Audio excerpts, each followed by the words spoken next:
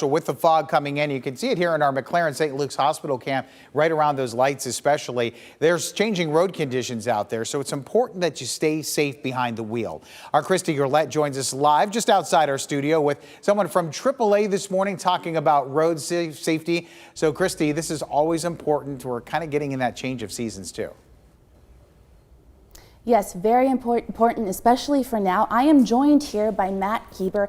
We're talking about fog this morning. Before we kind of get into the tutorials, talk to me about safety tips driving specifically through fog. Well, this morning, for example, on my drive here for about an hour from Defiance, had heavy fog in spots, light fog in others. Some of the most important things to keep in mind are to slow down a little bit, make sure that you have your lights on, but do not use your high beams because the high beams will really light the fog up a whole lot more and make it much harder to see actually. So slow and no high beams. Correct. Okay. Now I know we're talking about emergency kits. You have a couple with you. Can we go through them?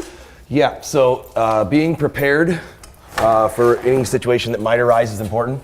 There are multiple different companies that will offer specific kits or things that you can keep in your trunk, something convenient that's in a small bag like this. They're going to include things like jumper cables, roadside flares, signs, a vest like what you have on here, and most of that again is for visibility, to make sure that you're seen so that someone either stops and helps you or is available excuse me, to stop and see if you need help.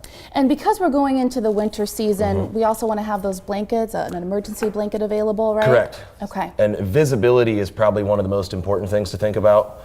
So making sure with the weather change here, now that it's fall is coming, we're getting ice on our windows. Right. Going to have snow before too long, making sure that your windows are clear and you can see before you pull out and leave.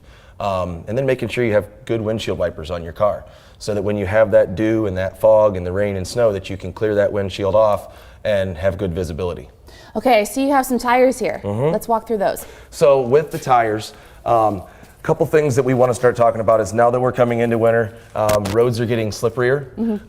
We're having leaves on the roads, which also create more of an issue with traction.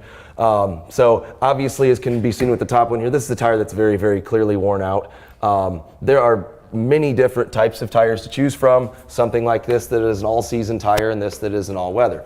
One of the easiest ways to check the condition of your tires would be to grab a quarter like this, put the head down, and then insert the quarter in the tread. And if you can see the entire head, it's time to probably replace your tires or have a professional look at them. That's giving you a depth of like 3/32 of an inch.